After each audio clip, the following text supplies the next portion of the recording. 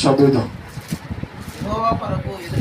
యెహోవా కొరకు ఎదురు చూచువారు నూతన బలము పొందెదరు. వారు పక్షిరాజు వలె రెక్కలు చాపి పైకి ఎగుదురు. అలయక పరిగెత్తుదురు, సొమ్మసిల్లక నడిచిపోదురు. చిన్న ప్రార్థన అండి. నన్ను మమ్మల్ని మిక్కిలిగా ప్రేమిస్తున్నాము మంచి యేసయ్య, సర్వశక్తిమంతుడా, నీకు స్తోత్రాలు చెల్లిస్తూ ఉన్నాం. మాతో మీరు మాట్లాడండి, మమ్మల్ని అందరినీ ధైర్యపరచండి ప్రభా. అయ్యా, మాకు మా అందరికి కావలసిన ఒక మంచి ఉపదేశాన్ని మా మధ్యలో పెట్టమని ప్రార్థన చేస్తున్నాం ప్రభా. అయ్యా, వినుచున్న ప్రజలు వారి హృదయాంతరంగాల్లో ఏమైతే దాగి ఉన్నాయో నాకు తెలీదు అయ్యా. సమస్తం నెరిగి ఉన్న దేవుడు ప్రభా.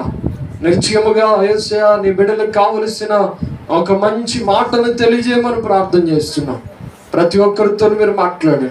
చిన్నారి బిడ్డలు, యవనస్తులు, వృద్ధులు, పెద్దలు ప్రతి ఒక్కరిని దర్శించండి ప్రభా. నీ వాక్యం మాకు బలమునిస్తుంది, నీ వాక్యం మమ్మల్ని నడిపిస్తుంది, నీ వాక్యమే మాకు జీవాధారమై ఉంది అయ్యా. మా జీవితాలకు ఎంతో నెమ్మదినిస్తుంది ప్రభా. మీరే మాట్లాడండి, ఈ నామానికి మహిమ తెచ్చుకోండి. నిలబడి నేను ఒడ్డుమాటనండి ప్రభా. నీ సన్నిధిలో తగ్గించుకుంటూ మీరే మాట్లాడడానికి అప్పగించుకుంటూ ఉన్నాం ప్రభా. సహాయం చేయమని యేసుక్రీస్తు నామములో వేడుకొనుచున్నాం మా పరమ తండ్రి. గట్టిగా స్తోత్రం చెప్దాం. హల్లెలూయా. చదివిన లేఖనంలో యెహోవా కొరకు ఎదురు చూచువారంట నూతన బలాన్ని పొందుకుంటారు. వారు పక్షిరాజు వలె రెక్కలు చాపి ఏం చేస్తారు? పైకి ఎగురుతారు. ఎవరైతే దేవుని కోసం ఎదురు చూస్తూ ఉంటారో అలాంటి వారు తప్పనిసరిగా అంతకంతకు నూతన బలమే వస్తుంది, కానీ నీరసం మాత్రం రాదు. నీరసిస్తున్నావంటే ఖచ్చితంగా నువ్వు దేవుని కోసం ఎదురు చూసే అనుభవంలో లేవు. ఈ కడవరి దినాల్లో క్రైస్తవ జీవితం ఎలా అయిపోయిందంటే, దేవుని రాకడంటే ఆ రాకడ నిజంగానేనా అనే క్రైస్తవులు ఉన్నారు. దేవుడు ఖచ్చితంగా మన మధ్యలోకి వస్తాడు, పరిశుద్ధాత్మను పొందుకోండి అని అంటే, పరిశుద్ధాత్ముడా కొంతమందికే పరిమితం అనుకుంటారు. మేము పొందుకునేంత స్థితిలో లేము అని మాట్లాడేవారు కొంతమంది ఉన్నారు. ఇలాగా దేవుని కోసం మనం ఎప్పుడైతే ఎదురు చూడమో, పరిశుద్ధాత్మ దేవుని కోసమైనా లేకపోతే రెండవ రాకడలో ప్రభువు మన మధ్యలోనికి ఏం చేయబోతున్నా ప్రభు అయిన యేసుక్రీస్తు కోసమైనా ఎవరైతే ఎదురు చూడరో అలాంటి వారి జీవితాల్లో నూతన బలం మాత్రం రాదండి. దేవుని వాక్యంలో కీర్తనాకారుడు అంటాడు, వారట వృద్ధాప్యం వచ్చినా కానీ అంతకంతకు చిగురు పడతారట. దేవునికి స్తోత్ర, హల్లెలూయా. వృద్ధాప్యంలో కూడా చిగురు పుట్టేది ఎవరో తెలుసా? దేవుని కోసం ఎదురు చూసేవారు మాత్రమే. ఎవరైతే దేవుని కోసం ఎదురు చూస్తూ ఉంటారో, ప్రభు రాకడ కోసం ఎదురు చూస్తారో, ప్రభు నాతో మాట్లాడాలని ఎదురు చూస్తారో, ప్రభు వాక్యము నా కోసమని ఎవరైతే ఆ వాక్యాన్ని బట్టి సంతోషిస్తారో, ఖచ్చితంగా వారి జీవితంలో ఒక మాట, దేవుడు వారి హృదయాంతరంగాల్లో నూతన బలాన్ని పెడతాడు. దేవునికి స్తోత్ర. ముసలోళ్ళు అయిపోయినా కానీ ఇంకా లేడి పిల్ల గంతులు వేయినట్లుగా గంతులు వేస్తారు. వారు వృద్ధాప్యంలో కూడా దేవుని కోసం బలమైన కార్యాలు చేస్తారు. మోకాళ్ళ మీద పడి గంటలు గంటలు కన్నీరు గారుస్తారు. ఈ రోజుల్లో యవన బిడ్డలకి లేనిది కావాల్సింది ఏంటంటే ఖచ్చితంగా దేవునితో మోకాళ్ళ అనుభవం ప్రతి క్రైస్తవుడికి కావాలి. కానీ క్రైస్తవుల్లో లేనిది ఏదైనా ఉందనంటే అది మోకాళ్ళ అనుభవం మాత్రం ఖచ్చితంగా లేదు. ఎప్పుడైతే దేవునితో సహవాసాన్ని, ప్రార్థన అనుభవాన్ని పోగొట్టుకున్నామో వారి జీవితంలో వారు నూతనమైన బలాన్ని పొందుకోలేకపోతున్నారు. బలం అంటే ఏంటండి? బూస్ట్ తాగితే వస్తుందా? హార్లిక్స్ తాగితే వచ్చేద్దా? చాలామంది రకరకాల ఆ ప్లానింగ్ చేసి ఏదేదో తాగితే వస్తుందని అనుకుంటున్నారు. కానీ నిజమైన బూస్ట్ ఎక్కడైనా ఉందనంటే అది పరిశుద్ధ లేఖనాన్ని బట్టి దేవుడు చెప్తున్నాడు, నా కోసం ఎదురు చూసేవారు మాత్రమే నూతనంగా వారు బూస్ట్ కలుగుతుంది అన్నమాట. వారు అంతకంతకు దేవుని కోసం ఫలిస్తూ ఉంటారు, అభివృద్ధి చెందుతూ ఉంటారు. వారి పిల్లల వరకు కూడా వారు చూస్తారట. వారి వెంట్రుక వారి వెంట్రుక ఇంకను తెల్లబారకుండా యవనస్తులు వల్లే వారి జీవితాంతము కూడా దేవుని కొరకు సాహసకరమైన కార్యాలు చేస్తారు. ఉదాహరణకి కొంతమంది దైవజనులు నేను చూశాను, వారి జీవితంలో ఎప్పటి నుండో సేవ చేస్తున్నారు కానీ వారి వెంట్రుకలు తెల్లబడలేదు ఇప్పటికి. ఉదాహరణకి కాళ్ళలో సేవ చేస్తున్న దైవజనులు ఇసాక్ అనే దైవజనులు 82 సంవత్సరాలు. ఆయన ఇప్పటికీ నిలబడినా, మాట్లాడినా, కూర్చుని మాట్లాడినా కానీ ఆయన స్వరం మాత్రం తగ్గలేదు. దేవునికి స్తోత్ర. ఒక 20 సంవత్సరాల క్రితం ఎలాగైతే ఉందో నాకు తెలిసినంత మట్టుకు ఇప్పటికీ ఆయన స్వరంలో అంతే పవర్ ఉంది. ఈ రోజున 82 సంవత్సరాలు వస్తే అసలు మందిరానికి రాగలుగుతారా? 82 సంవత్సరాలు అంత వయసు వస్తే దేవుని మందిరంలో సరిగ్గా కూర్చోగలుగుతారా? కూర్చోలేము, దేవుని మందిరంలో ఉండలేము. కానీ ఆ వృద్ధాప్యమైన స్థితిలో మంచం మీద పడుకునే స్థితికి వచ్చేస్తారు చాలా మంది. కానీ దేవుని కోసం ఎదురు చూసే వారిలో మాత్రం దేవుడు అంతకంతకు నూతనమైన బలాన్ని ఇస్తాడండి. ట్యాబ్లెట్లు వల్ల కలిగేది కాదు, అది బూస్ట్ తాగితే, హార్లిక్స్ తాగితే వచ్చేది కాదు. దేవుడిచ్చే బలము అంతకంతకు రెట్టింపు అవుతుంది. దేవునికి స్తోత్ర. హల్లెలూయా. అదే మాటలు అంటున్నాడు, పక్షిరాజు వలె రెక్కలు చాపి పైకి ఎగురుతారట. ఈరోజు కొన్ని మాటలు పక్షిరాజు వలె, అసలు ఆ క్రైస్తవునికి పక్షిరాజుకున్న సంబంధం ఏంటో. పక్షిరాజు అని అంటే ఏంటో కొత్త జంతువు అని అనుకోవద్దు, కొత్త పక్షి అని అనుకోవద్దు. పక్షిరాజు అంటే ఏంటి? గ్రద్ద. ఏంటండి? గ్రద్ద. గ్రద్దకి క్రైస్తవునికి చాలా దగ్గర పోలికలు ప్రభు పెట్టాడు కొన్ని మాటలు. అసలు పక్షిరాజు వలె అనగా గ్రద్ద వలె నువ్వు పైకి ఎగరాలంటే ముందుగా చెప్పేశాడు నా కోసం ఎదురు చూడమని. అలా ఎదురు చూసేవారిలో ఆ పక్షిరాజులో ఉండే స్వభావాలు ఎలాంటివో కొన్ని మాటలు మీకు జ్ఞాపకం చేస్తాను. పక్షిరాజు ఎప్పుడూ కూడా క్లారిటీగా చూస్తుందండి. ఏం చేస్తుంది తెలుసా? క్లారిటీగా చూస్తుంది. అది చాలా ఉన్నతమైన స్థితిలో ఎగురుతుంది కానీ అది కింద కనబడే ప్రతి జంతువును కూడా చాలా క్లారిటీగా, క్లియర్గా చూస్తుంది అన్నమాట. ఆకాశంలో ఎగిరే ఆ పక్షు, ఆకాశంలో విహరించే ఆ గ్రద్ద కిందకు ఒకసారిగా చూడగానే కొన్ని వందల కిలోమీటర్లో ఉన్న ఈ భూమి మీద ఉన్న ప్రతి జంతువును కూడా క్లియర్గా చూసి దాని ఆహారాన్ని అది ఎత్తుకుపోవడానికి చాలా అద్భుతమైన కనులు దానికి ఉన్నాయి. దేవుని వాక్యాన్ని బట్టి క్రైస్తవుడు నేర్చుకోవాల్సిన ఏకైక ఉద్దేశం ఏంటంటే ఆ పక్షిలో ఉన్న లక్షణానికి, క్రైస్తవుల్లో ఉండవలసిన లక్షణానికి గల కారణం ఏంటంటే గ్రద్దలో ఎలాంటి చూపు కలిగి ఉందో మనము కూడా అంతే దేవుని చూసే ఒక ఉన్నతమైన అనుభవంలోకి మనం రావాలి. దేవునికి స్తోత్ర. దేవుని వాక్యంలో రాయబడి ఉంది, నీతి సూర్యుడైన దేవుని వైపు ఎవరైతే చూస్తారో వారి కన్నులు తేటగా కనబడతాయట. నీతి సూర్యుడైన ప్రభు వైపు మనం ఎప్పుడైతే చూస్తూ ఉంటామో, దేవుని వైపు మనం నిదానించి చూడగలుగుతామో ఖచ్చితంగా వారి చూపు దేవుని వైపే మాత్రమే ఉండగలుగుతుంది. ఈ గ్రద్ద ఒక నిమిషానికి లేకపోతే ఒక రోజుకి 40, 45, 50 నిమిషాలు క్లియర్గా ఆకాశం వైపు తేరి చూస్తుందట. ఎన్ని నిమిషాలండి? 40 నుండి ఒక 50 నిమిషాలు చెప్పి సూర్యుని వైపు తేటగా చూస్తుంది. అది ఆ 50 నిమిషాలు చూచేంతసేపు ఒక్కసారి కూడా తలదించుకోదు అది. అంటే దాని కనులకున్న శక్తి ఎలాంటిదో చూడండి. దాన్ని చూపి ఎంత నిదానంగా చూస్తుందో చూడండి. కిందన్న ఆహారాన్ని చూడాలైనా, ఆకాశంలో ఎగుతున్న ఆ గ్రద్ద పైనున్న ఆ యొక్క సూర్యుడిని చూడాలైనా అంతే క్లారిటీగా చూడగలుగుతుంది. మన క్రైస్తవ జీవితంలో కూడా ఆ గ్రద్దకి దేవుడు ఎందుకు పోల్చాడు అని అంటే మనం నేర్చుకోవాల్సిన పాఠం ఒకటి ఉంది అక్కడ. ఏంటి? గ్రద్ద ఎలాగైతే ఆ యొక్క సూర్యుని చూడగలుగుతుందో 40 నుండి ఒక 50 నిమిషాలు మనము కూడా ప్రభు వైపు చూడాలి. దేవునికి స్తోత్ర. హల్లెలూయా. ఏ క్రైస్తవుడు ప్రభు వైపు చూస్తాడో, ఏ క్రైస్తవుడు దేవుని వైపు చూడొచ్చే కనులుగా మన కనులు త్రిప్పుకోగలుగుతాము, అప్పుడు ఖచ్చితంగా ఉన్నతమైన బహుమానం మన కొరకు దేవుడు దాచి ఉంచుతాడు. ఈ రోజున చాలా చెడ్డ కార్యాలకి, చెడ్డ పాపిష్టమైన వాటికి మనం చూడటానికి మన కనులు అప్పగించుకున్నాం. చూడకూడని వాటిని చూడటానికి మన కనులు తేటగా తెరుచుకుంటున్నాం. కొంతమంది యవనస్తులు చూడండి, వారు రాత్రులైనా కానీ గంటల తరబడి ఫోన్లో చూస్తూ ఉంటారు. గంటల తరబడి సెల్ ఫోనే. ఆ సెల్ ఫోన్లో చూస్తూ ఉంటారు. అప్పుడప్పుడు అనిపిస్తుంది అన్ని గంటలు చూస్తే మనకి కళ్ళు ఖచ్చితంగా పోతాయి. దేవుడు అన్నాడు, నీకు చెయ్యి లేకపోయినా ఒకవేళ ఇతరులు సహాయం చేస్తారేమో, నీకు కాలు లేకపోయినా ఇతరులు నీకు సహాయం చేస్తారేమో, దేహమునకు దీపము కన్నే కనుక ఆ కన్ను చెడ్డదైతే నీ దేహం అంతా కూడా చెడిపోద్ది అన్నాడు. దేహానికి అవసరమైనది, శరీరానికి అవసరమైనది ఏకైక ఉద్దేశం ఏంటంటే కన్ను ఖచ్చితంగా కావాలి. కన్నులు ఎప్పుడైతే పోతాయో ఇతరుల మీద మనం బేసిక్ అయిపోతాం, ఇతరుల మీద ఆధారపడిపోతాం, ఇతరుల సహాయం చేస్తే బయటికి వెళ్తాం, ఇతరులు హెల్ప్ చేస్తే మనం ఏదైనా పని చేసుకోగలుగుతాం.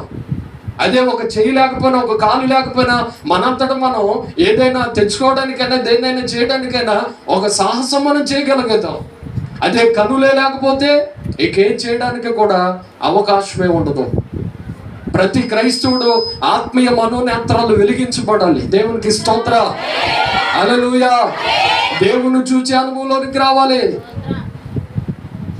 ఆ గ్రద్ద ఎలాగైతే 40 నుండి 50 నిమిషాలు ఆ సూర్యుని వైపు చూస్తుందో, మన దేవుని వైపు మనం చూడగలిగితే, మన దేవుని తట్టు కన్నులు ఎత్తగలిగితే, దేవుని వైపు ఎప్పుడైతే మనం కన్నులు ఎత్తగలుగుతామో, దేవుని వైపు చూడగలుగుతామో, మన జీవితంలో కూడా మన యొక్క కంటి చూపు అంతకన్నా శ్రేష్టంగా మారిపోద్ది. దేవునికి స్తోత్ర, హల్లెలూయా.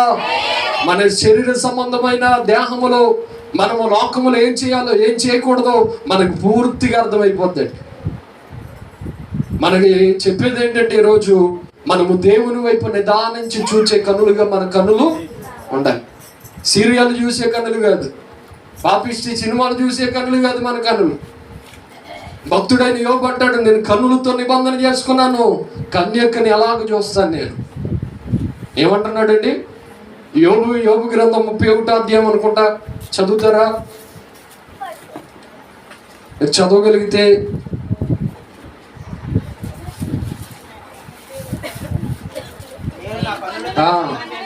నేను నా కన్నులతో నిబంధన చేసుకుంటేనే కన్యకను నేను ఎలాగూ చూచెదను. దేవునికి స్తోత్రం కలుగునుగా, హల్లెలూయా. నేను కన్నులతో ఏం చేశాడట? నిబంధన చేసుకున్నాను, నేను కన్యకను ఎలాగూ చూస్తాను. ఈ రోజున నీ కన్నులతో నువ్వు నిబంధన చేసుకోవాలి. మనం అన్నింటినీ దేవునికి ఇవ్వడానికి ఇష్టపడుతున్నాం, కానీ మన దేహమే దేవుని ఆలయమై ఉన్నదని మనం ఎరగట్లేదండి. మన కన్నులతో నిబంధన చేసుకోవాలి. ప్రభువా, నిన్ను మాత్రమే చూసే కన్నులు అయిపోవాలి. నా కన్నులు నిన్ను మాత్రమే చూడగలిగే కన్నులు అవ్వాలి. ప్రభువా, నిన్ను ఎప్పుడైతే నిదానించి చూడగలుగుతానో ఇంకా పాపం వైపు చూడడానికి నా కన్నులు నేను ఆకర్షించుకోను, అటువైపు త్రిప్పుకోనయ్యా. కొంతమంది అద్దం దగ్గర నిలబడితే చాలు గంటలు తయారవుతూ ఉంటాయి. రుద్దింది రుద్దడం, మరలా తీసే పాపుడే తీయడం, రకరకాలుగా గంటల తరబడి అద్దం దగ్గర ఉంటాడు. ఎన్నిసార్లు చూసుకున్నా కానీ ఆ ఫేస్ అలాగే ఉంటుంది. నీ ఫేస్లో ఏం చేంజ్ ఉండదో, ఎన్ని గంటలు చూసుకున్నా కానీ నీ ముఖం అంతే, ఏదో కొత్త ముఖం అయిపోయినట్లుగా. ఈరోజు చూసుకున్నాను మళ్ళీ రేపు చూసుకోకపోతే బాగుందన్నట్లుగా. కొంతమంది చూడండి, బ్యూటీ పార్లర్లని రకరకాలుగా ఆడావిడి చేసుకుని వారు అందాన్ని ఆకర్షించుకునే రీతిగా చాలా మంది భ్రష్టులు అయిపోతున్న దినాలు. కానీ దేవుని వాక్యం అంటుంది, నువ్వు కన్నులతో నిబంధన చేసుకుంటే నువ్వు అద్దం వైపు గంటల తరబడి చూడటం కాదు, దేవుని వైపు గంటల తరబడి నీ కన్నులు ఎత్తి చూడగలుగుతావు. దేవునికి స్తోత్ర, హల్లెలూయా. దేవుని వైపు చూసే కన్నులు అయిపోతాయి నీ. దేవుని తట్టు తిరగలిగే కన్నులు అవుతాయి. దేవుని మాట కోసం ఎదురు చూసే కన్నులు అవుతాయి. నువ్వు ఎప్పుడైతే నీ కన్నులు దేవుని వైపు త్రిప్పగలుగుతావో, దేవుడు ఖచ్చితంగా పక్షిరాజుకున్నంత బలాన్ని దేవుడు నీకు ఇచ్చి పైకి ఎగిరేటట్లుగా దేవుడు చేస్తాడు. ఉదాహరణకి చిన్న మాట మీకు జ్ఞాపకం చేస్తున్నాడు. ఒక యవనస్తుడట, ఒక చిన్న కుర్రాడు ఆ గేదెలు మేపుకుంటూ ఉంటాడు. ఆ గేదెలు మేపుతూ ఆ సంచరిస్తున్న దినాల్లో అవి కొండల మీదకి వెళ్ళిపోయి, వాళ్ళు ఉన్న ఏరియా కొండల ప్రాంతం, ఆ కొండల మీదకి వెళ్ళిపోతే వాటిని తీసుకురావడానికి పైకి వెళ్ళాడు. పైకి వెళ్తే ఆ కొండ మీద కొన్ని గుడ్లు కనపడ్డాయి. ఆ గుడ్లను జేబులో పెట్టుకున్నాడు. ఏ కోడిగుడ్లలో ఉన్నాయి అనుకున్నాడు. గుడ్లను జేబులో పెట్టుకుని మొత్తానికి ఆ గేదెలన్నింటినీ తోలుకుంటూ ఇంటికి తీసుకొచ్చాడు. ఆ గుడ్లు తన యొక్క కుటుంబంలో ఉన్న ఒక చిన్న కోడిపిల్ల దగ్గర అది పొరుగుతున్నట్లుగా చేశాడు. ఆయన దగ్గర ఆల్రెడీ కొన్ని గుడ్లు ఉన్నాయి, కోడిగుడ్లు. ఆ గుడ్లతో పాటు ఈ జేబులో పెట్టుకున్న గుడ్లు కూడా పొదిగించాడు. పొదిగించిన తర్వాత కొన్ని రోజులకి ఏమైతే పిల్లలు బయటకు వచ్చినాయి. పిల్లలు బయటకు వచ్చిన తర్వాత అవి ఇవి కొంచెం డిఫరెంట్గా కనబడుతున్నాయి. డిఫరెంట్గా కనబడుతూ ఉంటే ఇదేంటి, ఈ గుడ్లు ఆ గుడ్లు ఒకటే అనుకున్నాను, కానీ ఏంటి డిఫరెంట్గా ఉన్నాయి నేను తెచ్చిన పిల్లలు, ఆ గుడ్లు ఆ యొక్క ఇలాగున్నాయి ఏంటి అని చాలా ఆలోచన చేసుకున్నాడు. ఎంతలోకి ఆయన ఆలోచన చేసుకుని వెళ్ళిపోయిన తర్వాత ఆకాశం నుండి పైకి ఎగురుతూ ఉంది పక్షిరాజు. ఆ పక్షిరాజు పైకి ఎగురుతూ ఎగురుతూ ఒక్కసారిగా కిందకు చూడగానే దాని పిల్లలు ఆ యొక్క సేము యొక్క కలర్ ఉన్నట్లుగా కనబడ్డాయి. కిందకు వచ్చి దాని దగ్గర వాళ్ళు వెంటనే దాని భాషలో అంటుందట, నా ముక్కే నీకు ఉంది, నా కనులే నీకున్నాయి, నాది యొక్క తలకలాగే నీకు ఉంది, నువ్వేంటి ఇక్కడ ఉన్నావు, మనం ఎక్కడ ఉండవలసిన వారం కాదు, పైకి ఎగిరేవారం మనం అన్నదట. మనం ఎక్కడ ఉండేవారం కాదు, మనం ఉండవలసింది పైన, నువ్వేంటి ఇక్కడ ఉన్నావు అని పిల్లలతో మాట్లాడుతూ ఉంటే ఆ పిల్లలు ఇదేంటి మా అమ్మగారు ఇదే కదా, మమ్మల్ని పెంచింది కదా అని అనుకుంటున్నాయి. తర్వాత ఆ కోళ్ళలాగా నడువుడేమే తెలుసు, కానీ ఎగరడం మాత్రం దానికి అలవాటు చేసుకోలేదు. ఎప్పుడైతే ఆ గ్రంథం చెప్పిందో వెంటనే దానికి అర్థమైంది, ఓహో మనకి ఎగిరే స్వభావాన్ని కూడా దేవుడు మనకి ఇచ్చాడు. ఎగరడానికి ప్రయత్నం చేయాలని ఒకసారి 2 సార్లు ఎగిరిన తర్వాత ఆటోమేటిక్గా ఆకాశానికి ఎగిరిపోయాట. దేవునికి స్తోత్రం, హల్లెలూయా, హల్లెలూయా. మనం కింద ఉన్న వారం కాదు, భూ సంబంధమైన వాటి మీద ఆశపడే వారం కాదు. దేవుని బిడ్డలు భూ సంబంధమైన వాటిని చూసేవారు కాదు, పరలోక సంబంధమైన వాటి మీద ఆధారపడేవారు. పర సంబంధమైన వాటిని చూసేవారు, పర సంబంధమైన వాటి మీద నిదానించి చూడగలిగే అనుభవం కలిగిన వారు. ఆ పక్షిరాజు పైనుండే స్వభావమే కానీ నేల మీద ఉండేది మాత్రం కాదండి. క్రైస్తవుడు కూడా నేల మీద భూ సంబంధమైన వాటి మీద ఆధారం చేసుకుని బ్రతికేవాడు కాదు. మన ఆశ, మన తలంపు, మన ఉద్దేశం ఎప్పుడు దేని మీద ఆధారం చేసుకుని ఉండాలంటే పరలోకం మీద ఆధారం చేసుకుని ఉండాలి, దేవుని మీద ఆధారం చేసుకుని ఉండాలి. దేవుని వాక్యంలో ఇలా రాయబడి ఉంది. ఒక మాటను మీకు జ్ఞాపకం చేస్తున్నాను. పరిశుద్ధ లేఖనంలో త్వరితగతిని మనం దేవుని వాక్యాన్ని చూడగలిగితే, మీరు భూ సంబంధమైన వాటి మీద ఆశ పెట్టుకోవద్దు అని అపోస్తలుడైన పౌలు ద్వారా మనతో ప్రభు మాట్లాడుతూ వచ్చారు. ఆ మాటను మీకు జ్ఞాపకం చేస్తాను. కొలస్సీయులకు రాసిన పత్రిక 3వ అధ్యాయం 1వ వచనం, మీరు క్రీస్తుతో కూడా లేపబడిన వారైతే పైనున్న వాటిని వెదుకుడి, అక్కడ క్రీస్తు దేవుని కుడి పార్శ్వమున కూర్చుండి ఉన్నాడు. పైనున్న వాటి మీదనే గాని భూ సంబంధమైన వాటి మీద మనస్సు పెట్టకొనుకుడి. అనగా మీరు మృతి పొందితిరి, మీ జీవము క్రీస్తుతో కూడా దేవుని యందు దాచబడి ఉన్నది. దేవునికి స్తోత్రం, హల్లెలూయా. మీరు ప్రభువుతో కూడా సజీవులై లేపబడిన వారైతే ఏం చేయాలంట, భూ సంబంధమైన వాటి మీద మీ మనసు పెట్టొద్దు. మీ మనసు ఎప్పుడు భూ సంబంధమైన వాటి మీద, ఏం తిందాం, ఏం త్రాగుదాం, రేపేంటి, రేపేం వండుకుందాం, లేకపోతే మన పిల్లలకి ఏం సంపాదించలేదు, మనం ఇంకేమేమి సరైన గృహాన్ని కట్టుకోలేదు. అసలు వాస్తవానికి నీకు మ్యాటర్ అర్థమైతే ఖచ్చితంగా నువ్వు ఆలోచన చేసేది ఒకటే, నాకు ఈ లోకంలో ఇల్లున్నా లేకపోయినా పర్లేదు, పరలోకంలో నాకు ఇల్లు సంపాదించుకోవాలి. ఈ లోకంలో నాకు స్థిరమైన గృహం ఉన్నా లేకపోయినా పర్లేదు, పరలోకంలో నాకు స్థిరమైన గృహం కావాలి. అబ్రహాముకి చాలా కోట్ల కొలిది ఆస్తుంది, కానీ ఆ రోజుల్లోనే కోటీశ్వరుడైనా కానీ సరైన గృహాన్ని కట్టుకున్నాడా? డేరాల్లో నివసించాడట, డేరాల్లోనే బ్రతికాడు. అలాగని సరైన గృహాలు కట్టుకోవద్దని కాదు నా ఉద్దేశం. దేవుడు ఇస్తే కట్టుకోవాలి, మంచిదే, కానీ దీని మీద మనం మనసు పెట్టుకోకూడదు. మన మనసు అంతా భూ సంబంధమైన వాటి మీద, ఇల్లుల మీద, రకరకాల పొలాల మీద, మనం తయారవడం మీద, మనం ఇంకా మంచి మంచి కారులు వాటిలో తిరగాలని ఈ భూ సంబంధమైన వాటి మీద నువ్వు ఆశ పెట్టుకుంటే నువ్వు ఎప్పటికీ పరలోక సంబంధమైన వ్యక్తి మాత్రం కాదు.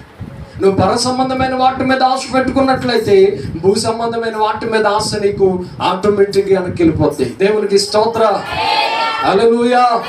నువ్వు భూ సంబంధమైన వాటి మీద నువ్వు మనసు పెట్టలేవుగా, నువ్వు దాని మీద తలంపులు, నీ ఉద్దేశాలు దాని మీద ఉండకుండా ప్రభు మార్చేస్తాడు. నువ్వు పర సంబంధమైన వ్యక్తిగా మారిపోతావు. నా కొరకు ఒక స్థిరమైన నివాసం కావాలి పరలోకంలో, నేను అక్కడ ఉండాలి, వేవేండ్ల విందులో నేను ఉండాలి, పరలోకములో పరిశుద్ధులతో కలిసిపోవాలి, నేను నిత్యం ఆరాధించబడుతూ దేవుణ్ణి ఆరాధిస్తూ ఉండాలి, అనుభవానికి నేను రావాలి అని మనం ఖచ్చితంగా ప్రభువుని వేడుకుంటాం. దేవునికి స్తోత్రం, హల్లెలూయా. గ్రద్ద ఎక్కడ ఉండదండి చెప్పండి? ఆకాశంలో తప్ప భూమి మీద ఉండదు. గ్రద్ద ఎప్పుడు కూడా పైనే ఉంటది. ప్రతి క్రైస్తవుడు గ్రద్దకి దేవుడు ఎందుకు పోల్చాడనంటే, మన జీవితంలో ఉండవలసింది పై సంబంధమైన వాటి మీదే, పరలోక సంబంధమైన వాటి మీదే మన మనసు ఉండాలి. భూ సంబంధమైన వాటి మీద మన మనసు పెట్టుకోకూడదు. అది ఎంత మట్టుకు మనకి జీవాన్ని వదగని మృతదేహాన్ని కలిగిస్తుందట.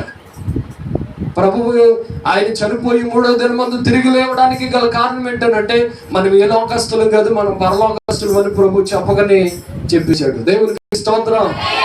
నేను పరలోకాన్ని మీ కొరకు స్థలాన్ని సిద్ధపరచా వెళ్ళుచున్నా, నేనుండు స్థలంలో మీరు కూడా ఉండులాగున మీ కొరకు స్థలాన్ని సిద్ధపరిచి మరలా తిరిగి వస్తానని చెప్పాడు ప్రభు. ఆయన వస్తాను అనంటే ఖచ్చితంగా వస్తాడంతే. మాట ఇచ్చిన వాడు ఆకాశము భూమి గతించిపోవచ్చు, కానీ ఆయన మాట ఎప్పటికీ కొట్టివేయబడదు.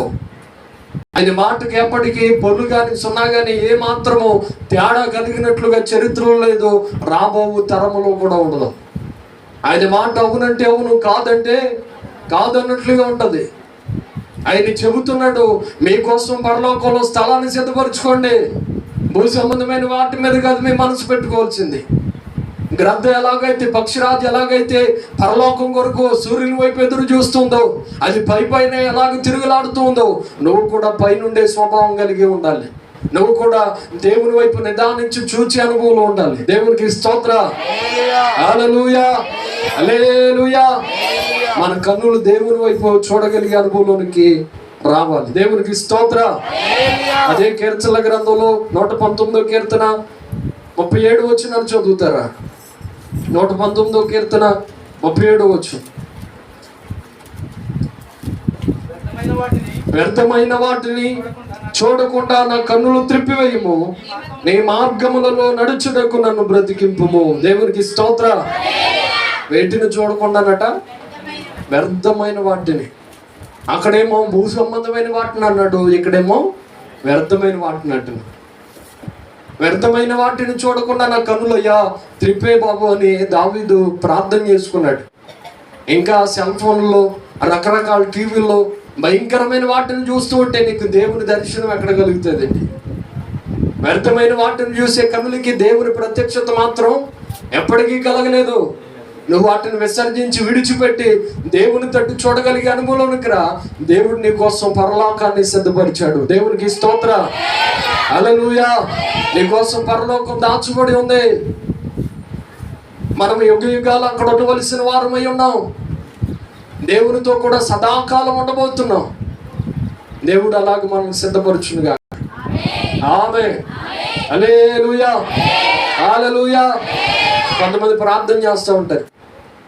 ప్రార్థనకు వచ్చి ప్రార్థన మోకరించిన తర్వాత మనం ఎప్పుడునండి విన్నారా, దేవుని సన్నిధిలో ప్రార్థన చేస్తున్నప్పుడు దేవుడు ఇచ్చే ప్రత్యక్షత కొరకు కూడా కనిపెట్టుకోవాలి. దేవుడు అనుకుంటాడు, ప్రార్థన చేస్తుంది కదా తల్లితో మాట్లాడాలని ప్రభు అనుకుంటాడు. అప్పుడే మనం ఏం చేస్తాం తెలుసా? టాటా బాయ్ బాయ్ ప్రభు, తర్వాత వచ్చి వెళ్తేనే చాలా బిజీగా ఉన్నానని బయటకు వచ్చాను. అప్పుడు ఏమైపోద్ది? దేవుడు మాట్లాడడం కరెక్ట్గా మాట్లాడదాం అనుకున్న సమయానికి నువ్వు వద్దులే బాబు అని పక్కకు వచ్చేస్తే దేవుడు నీతో మాట్లాడడం మిస్ అయిపోతాం. చాలా రోజుల్లో దేవుడు నీతో మాట్లాడదామని చాలా ప్రయత్నం చేశాడేమో, వాక్యం ద్వారా, లేకపోతే ఆయన స్వరము ద్వారా మనతో మాట్లాడతాడు. ఆయన మాట్లాడే విధానాలు చాలా ఉన్నాయి. అయితే ఆయన స్వరము ద్వారా కూడా ఖచ్చితంగా ప్రభు మనతో మాట్లాడతాడు. స్వరము ద్వారా మాట్లాడినప్పుడు ఆ స్వరాన్ని మనం వినగలగాలంటే ఖచ్చితంగా మనకి ఏం కావాలో తెలుసా? దేవుని చూడగలిగే అనుభవంలోనికి మనం రావాలి. ఆయన స్వరాన్ని వినగలిగే అనుభవంలోనికి రావాలి. ఖచ్చితంగా దేవుడు మనల్ని అలాగే సిద్ధపరచునుగా. హల్లెలూయా, హల్లెలూయా. పక్షిరాజు చేసే 3వ పని మీకు జ్ఞాపకం చేస్తున్నా. 1 ఆకాశం పైన ఉంటుంది, 2వది చెప్పండి చెప్పండి ఏం చేస్తుంది? అది సూర్యుని వైపు తేటగా చూస్తుంది. 3వది పక్షిరాజు వేకువజామునే లేగిస్తుందట. ఏం చేస్తుందట? వేకువజామునే లేగిస్తుందట. కొంతమంది అంటూ ఉంటారు ఈజ్ ఎర్లీ మార్నింగ్ 10 o'clock. ఎప్పుడు లేచాడట? ఎర్లీ మార్నింగ్ 10 అది మరలా చెప్పేది చాలా గొప్పగాను. నేను చాలా ఫాస్ట్గా లేచిపోయాను. అది ఎన్నింటికంటే 10 లేచాను. 10 లేకడం ఎర్లీ మార్నింగ్. అది కొంతమంది క్రైస్తవులే కానీ ప్రార్థనా జీవితం మాత్రం కలిగి ఉండరండి. తెల్లవారుజామున మోకరించే అనుభవాలు ఉన్నాయా మీ కుటుంబాల్లో కానీ వ్యక్తిగత జీవితంలో కానీ? తెల్లవారుజామున లేచి ప్రభువుని వేడుకున్న అనుభవాలు ఉన్నాయా? సాఫ్ట్వేర్ ఉద్యోగులే దేవుని స్తుతించేవారు చాలా మంది ఉన్నారు. వేకువజామునే దేవునికి ఆరాధన చేసేవారు ఉన్నారు. ఒక ఆయన ఈ ఫ్లిప్కార్ట్ లాంటి దాంట్లో పనిచేసేవాడట. పనిచేస్తూ ఉంటే దేవునికి ఎంతో నమ్మకస్తుడిగా ఉన్నాడు. ఒక ఇంటికి ఆర్డర్ పట్టుకెళ్ళాడట. ఆర్డర్ పట్టుకెళ్తే ఆ తల్లి చాలా చిరాకు పడి చిరాకు మాట్లాడేసిందట. ఆవిడ ఏంటి బొక్క చేసుకోవడానికి మేకప్ ఆ కిట్ అంతా సిద్ధపరిచి ఆవిడ ఆర్డర్ చేసుకుంది. ఈయన టయానికి మిస్ అవి కొన్ని నిమిషాలు లేట్ అయిపోయింది. టయానికి రాలేదని ఆర్డర్ కిట్ అంతా ఆయన ముఖాన్ని వేసి కొట్టేసి నాన్న రకరకాలుగా మాట్లాడేసి పోవతల గెట్ అవుట్ అవుట్ సైడ్ అని భయంకరంగా మాట్లాడి తిట్టి పంపించేసిందట. పంపించేస్తే ఆయన కన్నీళ్లతో బయటకు వస్తూ ప్రార్థన చేసుకున్నాడు. ప్రభా, నా దేన స్థితి ఏంటయ్యా, ఒకరితో మాట్లాడిపించుకోవడం ఏంటి ప్రభా అని దేవుని సన్నిధులు అలాగే నడుస్తూ ప్రార్థన చేస్తూ ఉంటే ప్రభు ఒక మెల్లని స్వరముతో మాట్లాడుతున్నాడట. అయ్యా, నీ పని ఇది కాదు, నేను ఒక పని నీ కొరకు సిద్ధపరిచాను. ఏంటి ప్రభా అని దైవజనుల దగ్గరికి వెళ్ళి చెబితే ప్రార్థన చేయండి అయ్యా అనంటే ఆయన ప్రార్థన చేసి ఈయన కూడా ప్రార్థన చేయమని చెబితే ఈయన ప్రార్థన చేసిన కొన్ని రోజులకి దేవుడు ఎప్పుడో నాశనం అయిపోయి ఒక కంపెనీని మరలా స్టార్ట్ చేయి అని దేవుడు ప్రేరేపణించాడట. ఆ కంపెనీని స్టార్ట్ చేయమంటే అది అప్పటికే లాస్లో ఉందట, అప్పటికే అప్పుల బాధలో ఉందట. ఆ కంపెనీని తీసుకుని రన్ చేస్తూ ఉంటే ప్రభు ఈ రోజున మన భారతదేశంలోనే 7 రాష్ట్రాల్లో ఆయన కంపెనీని దేవుడు డెవలప్ చేశాడట. దేవునికి స్తోత్రం, హల్లెలూయా. నీ పని అది కాదు, నా పని ఏంటో నీకు చెబుతాను రా అని ప్రభు పిలిచాడు. ఆ ప్రభు మాట ఖచ్చితంగా విధేయత చూపించాడు. మనం దేవుని మాటకు విధేయత చూపిస్తే, దేవుడు చేయమన్న పనిని మనం చేయగలిగితే దేవుడు ఖచ్చితంగా ఆశీర్వాదం దానిలోనే దాచి ఉంచుతాడు. నువ్వేమో నీ ఇష్టానుసారంగా పని చేసుకుంటా ఉంటావు, ప్రభు చేయమన్న పనిని పక్కన పెడతావు, ఖచ్చితంగా నీకు ప్రతిఫలం దేనిలోనూ కూడా రాదు. ప్రభు చెప్పినప్పుడు ఆ కంపెనీకి యజమానుడు అయ్యాడు. యజమానుడు అవడమే కాదు, ఈ రోజున 7 రాష్ట్రాల్లో ఆయన కంపెనీ ప్రోడక్ట్ జరుగుతూ ఉంది. ఇప్పుడు టైల్ లాంటి సర్పలు వాడుతున్నాం చూడండి, సోప్స్ వాడుతున్నాం చూడండి, సంతూర్ లాంటి అన్నింటికి మేనేజర్ అంట ఆయన. దేవునికి స్తోత్రం చెప్పండి, హల్లెలూయా. ప్రభు అలాగే దీవించాడు. ఈరోజు ఆయనే సాక్ష్యం చెప్పగా నేను విన్నాను. ఈరోజు మీకు జ్ఞాపకం చేస్తున్నాను, ఎవరైతే వేకువజామునే లేచి మొరపెట్టగలుగుతారో, ప్రార్థన చేయగలుగుతారో వారి కుటుంబంలో ఖచ్చితమైన ఆశీర్వాదాన్ని వారు చూడగలుగుతారండి. వేకువజామునే మొరపెట్టే అనుభవాలు ఉండదు, అప్పుడే గుర్రు పెట్టుకుని నిద్రపోతాం. గుర్రగేసి నిద్రపోతాంట. మనమంట చేయవలసినప్పుడు ప్రార్థన చేయకపోతేనట ప్రభువు దీవించే సమయానికి చెయ్యి మూసుకుంటాడట. ఆయన దీవించడం ఆపితే ఎవరు దీవించినా గనక మనకి దీవెన ఉండదు. ఆయనే దీవించడం మొదలు పెడితే ఎంతమంది చేతులు అడ్డం పెట్టి ఆపేద్దామని ప్లాన్ చేసినా కానీ ఖచ్చితంగా అతను ఉన్నతమైన స్థితిలోకి వెళ్ళిపోతాడు. దేవునికి స్తోత్రం, హల్లెలూయా. మనకి దీవెన కావాలా, ఆశీర్వాదం కావాలని ప్రార్థన చేస్తున్నామా? దేవుడు అడగక మునిపే అవసరతలు తీరుస్తాడు. దేవుడు ఖచ్చితంగా ఇస్తాడు. అయితే నువ్వు వేకువజామున లేచి ప్రార్థన చేసే అనుభవం ఉందా? ఈ పక్షిరాజు వేకువజామునే లేచి ప్రార్థన చేస్తూ ఉంది. వేకువజామునే లేచి అనుభవంలో ఉంది కనుక ప్రతి క్రైస్తవుడు వేకువజామునే లేచి దేవుని తట్టు తిరిగి అనుభవంలోకి రావాలి. దేవునికి స్తోత్రం. దానికి కూడా ఒక మంచి రెఫరెన్స్ ఇలా రాయబడి ఉంది. కీర్తనల గ్రంథం 31వ కీర్తన 1వ వచనం అనుకుంటా, చదవండి.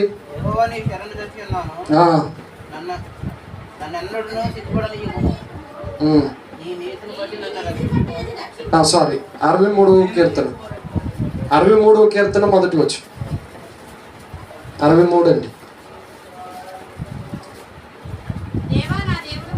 దేవా నా దేవుడవు నీవే, వేకువనే నిన్ను వెతుకుదును. నీ బలము నీ ప్రభావము చూడవలనని పరిశుద్ధాలయమందు నేను అంత ఆశతో నీ తట్టు కనిపెట్టుచున్నాను.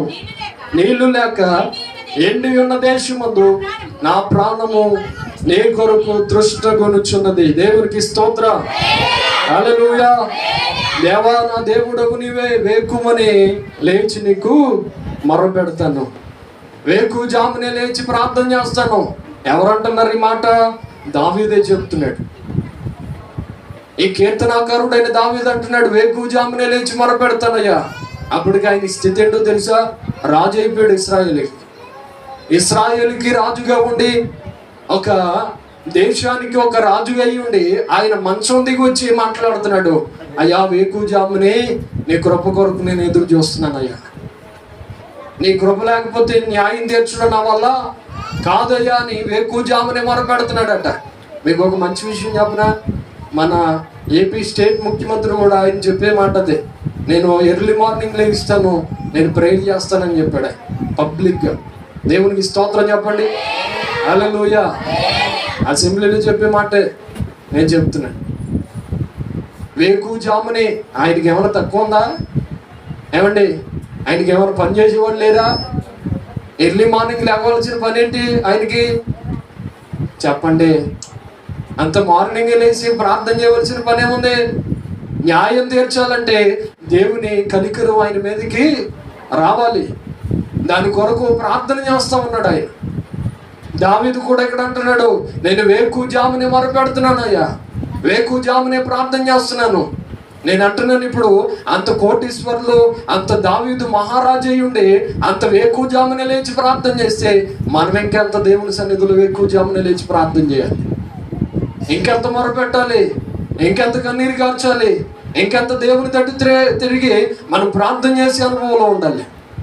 మనం ఎప్పుడైతే వేకుజామునే లేచి ప్రార్థన చేయగలుగుతామో దేవుని యొక్క అభిషేకం మన మీదకి దిగి వస్తుంది. దేవుని ఆశీర్వాదం మన మీదకి దిగి వస్తుంది. ఖచ్చితంగా ప్రభు మనల్ని ఆశీర్వదించి పంపిస్తాడు. దేవునికి స్తోత్రం. హల్లెలూయా. ఈరోజు అయ్యా మేము మా పిల్లలు లేచి బయటికి వెళ్ళిపోతున్నాం, నీ కాపుదల ఉండాలయ్యా. ఈరోజు ఎక్కడ చూసిన భయంకరమైన యాక్సిడెంట్లు. మన మధ్యన ఈ 2 రోజుల్లోనే ఒక భయంకరమైన బస్సు యాక్సిడెంట్లో వారు ఎక్కడికి వెళ్ళారంట? గోవా వెళ్ళారట. గోవా వెళ్ళి మరలా తిరిగి వస్తున్నారు. బర్త్డే వేడికి వెళ్ళి వస్తూ ఉంటే ఇంచుమించుగా 32 మంది ఉన్నారు. డ్రైవర్కి అన్నారు, అలాగే కుటుంబ సభ్యులు, బంధువులతో సహా 32 మంది. ఉన్నవారిలో ఇంచుమించుగా 9, 11 నెంబర్ ఖచ్చితంగా నాకు జ్ఞాపకం లేదు, కానీ అంతమంది సజీవంగా దహనం అయిపోయారు బస్సులో. ఒక్కసారిగా ఆయిల్ ట్యాంక్ పేలగానే భయంకరంగా కేకలేస్తున్నారు, కానీ రక్షించేవారు ఒక్కరు కూడా. జనం చూస్తూ ఉన్నారండి, పక్కనే జనం చూస్తున్నారు. వాళ్ళ బంధువులు కూడా కొంతమంది బయటకు వచ్చి అద్దాలు పాల్గొట్టి వచ్చి వాళ్ళు కేకలేస్తున్నారు, అయ్యో మా వాళ్ళని రక్షించండి, మా వాళ్ళని రక్షించండి, మా డాడీని రక్షించండి, మా మామీని రక్షించండి. ఎవరిని రక్షించడానికి ఎవరికి అవకాశం? ఆ ఫైర్ ఇంజిన్ వచ్చినప్పటికీ పూర్తిగా కాలిపోయి బూడిదైపోయింది. ఈ రోజున ఎక్కడ చూసిన భయంకరమైన యాక్సిడెంట్లు అవుతున్నాయి. ఒక పక్కన మారణ హోమాలు జరుగుతున్నాయి. ఎక్కడ మనశ్శాంతి కలిగి బ్రతికే అనుభవాలు కాదు. ఎక్కడ సరిగా ఈరోజు బయటికి వెళ్ళిన వ్యక్తి తిరిగి వస్తాడో రాదో తెలియని పరిస్థితిలో ఉన్నాం. కానీ స్త్రీ అయినా పురుషుడైనా మనం చేయవలసింది ఒకటి ఉంది. మనం వేకుజామునే మొరపెట్టగలిగితే మన కుటుంబాన్ని ప్రభు తన దక్షిణాస్తాన్ని చాపి భద్రపరుస్తాడు. చెప్పండి, స్తోత్రం చెప్పండి. హల్లెలూయా, హల్లెలూయా. మీరు పొద్దున్నే లేచి డిస్కషన్ చేసుకుంటే మీ కుటుంబంలో శాపమేగిన ఆశీర్వాదం ఉండదు. వేకుజామునే లేచి చేయవలసిందేంటో తెలుసా? కొంతమంది దెబ్బలాడుకుంటూ ఉంటారు. ఎర్లీ మార్నింగ్ డిష్యూ అన్నమాట, కొట్టుకోవడం. ఎర్లీ మార్నింగ్ ప్రేయర్ ఉంటుంది, కానీ ఈ కుటుంబంలో మాత్రం లేకడం చాలు. పిల్లలు కేకలేస్తూ ఉంటారు, తల్లిదండ్రులు కేకలేస్తూ ఉంటారు, అత్తమామ కేకలేస్తూ ఉంటారు. అందరు అరుపులే తప్ప ఇంకేమి వాళ్ళ కుటుంబంలో కాదు. కానీ క్రైస్తవుడు చేయవలసింది ఒకటి ఉంది, వేకుజామునే లేచి ప్రార్థించే అనుభవంలోనికి మనం వచ్చుదుం గాక. దేవునికి స్తోత్రం. హల్లెలూయా, హల్లెలూయా, హల్లెలూయా. అలాగే ఆ పక్షిరాజులో ఉన్న 4వ అనుభవాన్ని మీకు జ్ఞాపకం చేస్తున్నాను. ఆ పక్షిరాజు అట చెవులు చాలా క్లియర్గా వినిపిస్తాయట. ఏం చేయబడతాయండి? చెవులు చాలా క్లియర్గా శబ్దాన్ని వినిపిస్తాయి. అది ఆకాశంలో ఉంటుందా, కింద ఏం జరుగుతుందో సమస్తం దానికి అర్థమైపోతూ ఉంటుంది. ఆకాశంలో ఏం జరుగుతుందో దానికి అర్థమైపోతూ ఉంటుంది. దానికి చూడడానికి చిన్న చెవులే కానీ స్పష్టంగా వినపడతాయి ఆ చెవులు. దేవుని ఉపదేశం క్రైస్తవులతో చెబుతున్నమాట, దేవుని పిల్లలతో చెబుతున్నమాట ఏంటో తెలుసా? సంఘములతో ఆత్మ చెప్పుచున్నమాట, చెవి గలవాడు వినుగాక. అంటే చెవులు లేని వాళ్ళు కూడా ఉంటారా ఏమండి? చెవి గలవాడు వినుగాక అంటే చెవులు లేని వాళ్ళు కూడా ఉంటారా? మనకి శారీరక సంబంధమైన చెవులు ఉన్నాయి, కానీ కొంతమందికి హృదయంలోనికి వాక్యాన్ని అర్థం చేసుకునే చెవులు ఉంటాం. ఇక్కడే ఉంటారు, ఇంటికాడ ఉంటాయి మనసులని. అమ్మో చాలా ఇనేస్తున్నారు అనుకుంటాం, అంతే. ఇక్కడే ఉంటారు, నిద్రపోతూ ఉంటారు. వాళ్ళకి వచ్చేంత కృపవరం ఇంకెవరికి రాదు. దేవునికి స్తోత్రం, హల్లెలూయా. చెవి గలవాడు అయితే నువ్వు దేవుని వాక్యాన్ని శ్రద్ధగా వినగలుగుతావు. చెవులు ఉన్నవారం అయితే మనం వాక్యాన్ని స్పష్టంగా వినగలుగుతాం. వాక్యం నా కోసమే అని, వాక్యం నా యొక్క ఉద్దేశం కోసమేనని, దేవుడు మాట్లాడుతున్నాడని మనం వినే అనుభవంలోకి వచ్చుదాం గాక. దేవునికి స్తోత్రం, హల్లెలూయా. వింటామండి. చెవులు ఉన్నవారైతే ఏం చేస్తారు? వినటం. దేవునికి స్తోత్రం. అపోస్తలుల కార్యగ్రంథం 10వ అధ్యాయం 33వ వచనంలో ఒక మాటలో వ్రాయబడి, అపోస్తలుల కార్యగ్రంథం 10వ అధ్యాయం 33వ వచనం త్వరితగతిని మనం చదువుదాం. వెంటనే నిన్ను పిలిచితిని, నీవు వచ్చితివి, మంచిది. ప్రభువు నీకు ఆజ్ఞాపించినది ఆ వినుటకై ఇప్పుడు మేమందరము దేవుని ఎదుట ఎక్కడ కూడి ఉన్నామని చెప్పాను. దేవునికి స్తోత్రం, హల్లెలూయా. పేతురు గారు వచ్చారు కొర్నేలు ఇంటికి. కొర్నేలు ఇంటికి వచ్చిన తర్వాత కొర్నేలు గారితో వారితో మాట్లాడిన తర్వాత చెప్తున్నారు కొర్నేలు వారి కుటుంబము, అయ్యా అయ్యా అయ్యా, ఇదిగో మా ఇంటికి వచ్చావు, మేము శ్రద్ధగా నీ మాటలు వినడానికి మేము దేవుని ఎదుట కూడి ఉన్నామయ్యా. నీ మాటలు వినడానికి శ్రద్ధగా కూడి ఉన్నాం, మాతో మీరు మాట్లాడండి అయ్యా అని చెప్తున్నాడు. కొర్నేలు చాలా ధనవంతుడే. కొర్నేలు శతాధిపతి అని రాయబడ్డది. కొర్నేలుకి చాలా ఆధిక్యత ఉంది ఆ రోజుల్లో. ఒక 100 మంది పోయిన అధికారం కలిగిన వ్యక్తి. ఈ కొర్నేలు తన కుటుంబం అంతా సిద్ధం చేసుకుని అక్కడ కాచుకుని ఉన్నారట. పేతురు గారు, అయ్యా దైవజనుడా, మాతో చెప్పండి, మేము మారు మనసు పొందాలి, రక్షణ లేదు, మాకు రక్షణ కావాలి, మీరు మాట్లాడండి అని దేవుని ఎదుట సిద్ధముగా ఉన్నారట. దేవునికి స్తోత్రం. ఏం చేయడానికి సిద్ధంగా ఉన్నారు వాళ్ళు? దేవుని మాటలు వినడానికి. పేతురు గారు దైవజనుడు లేచి నిలబడి మాట్లాడడం ప్రారంభించేటప్పుడు, అప్పుడు మాట్లాడిన తర్వాత ఇదిగో ప్రతి జనములోనూ ఆయనకు భయపడి నీతిగా నడిచి వారిని ఆయన అంగీకరించును, యేసుక్రీస్తు అందరికీ ప్రభు అని చెప్పాడట. దేవునికి స్తోత్రం, హల్లెలూయా. దేవుని తట్టు తిరగండి. అన్ని జనుల్లోనేంటి, దేవుని ప్రజల్లోనేంటి నీతిగా ఉన్న వాళ్ళు కొంతమంది ఉన్నారు. నువ్వు నీతిగా ఉన్నావు, కానీ యేసుక్రీస్తు ప్రభు నీకు పూర్తిగా అర్థం కాలేదు. ఆయనే లోకరక్షకుడు అని అర్థం కాలేదు. ఆయనలో ఉన్న సత్యం ఏంటో నీకు అర్థం కాలేదు. ఆయన ద్వారా రక్షణ కలుగుతుందని నీకు అర్థం కాలేదు. మీరు నమ్మి బాప్తిస్మం పొందండి, రక్షణ పొందండి అని చెప్తే ఆయన కుటుంబం అంతా ఆ రోజు రక్షించబడ్డారు. దేవునికి స్తోత్రం, హల్లెలూయా. వినే చెవులుగా ఉన్నాయి కొర్నేలు చెవులు. అవి లోక సంబంధమైన మాటలు వినడం కాదండి, లోక సంబంధమైన ఉద్దేశాలు వినడానికి కాదు, దేవుని మాటలు వినడానికి చెవులను మనం తొందర పెట్టుకోవాలి. కొంతమంది పెద్దలు అంటూ ఉంటారు, మాట్లాడడానికి నిదానించాలట, వినడానికి వేగిరి పడాలట. వినడానికి ఎక్కువ ఇంపార్టెంట్ ఇవ్వాలి మనం. మాట్లాడడానికి స్లోగా మాట్లాడినా పర్వాలేదు. కొంతమంది మాట్లాడడానికి స్పీడ్, వినడానికి మాత్రం ఆ స్లోపుగా ఉండదు. కొంతమంది నువ్వేంటి నాతో చెప్పేది, నువ్వేంటి నాతో చెప్పేది అంటారు. ఇంకెవరో చెప్పకపోతే నువ్వేంటి? ఎవరైనా ఎదుటిలో ఏం మాట్లాడుతున్నారో ఖచ్చితంగా దాన్ని విన్న తర్వాత మనం మాట్లాడడానికి నోరు తెరవాలి. దేవునికి స్తోత్రం, హల్లెలూయా. మాట్లాడడానికి తొందరపడద్దు, వినడానికి మనం ఎగిరిపడాలి. ఏ మాటలు వినాలి అది కూడా చెప్పగానే చెప్పేశాడు. నా మాటలు యందు శ్రద్ధగా ఎవరైతే ఆసక్తి కలిగి ఉంటారో వారి అంతరంగంలో జీవాత్మ కలిగి ఉంటారట. దేవుని మాటలే ఎవరైతే శ్రద్ధగా వింటారో వారి హృదయాంతరంగాల్లో జీవపు ఓట బయలు వెళుతూనే ఉంటది నిత్యము. దేవునికి స్తోత్రం. హల్లెలూయా. నా మాటలు శ్రద్ధగా వినండి, నా మాట వినండి అని దేవుడు చాలాసార్లు మనతో మాట్లాడుతూ వస్తున్నాడు. ఆయన వాక్యాన్ని వినడానికి మనం ఆసక్తి చూపాలి. దేవునికి స్తోత్రం.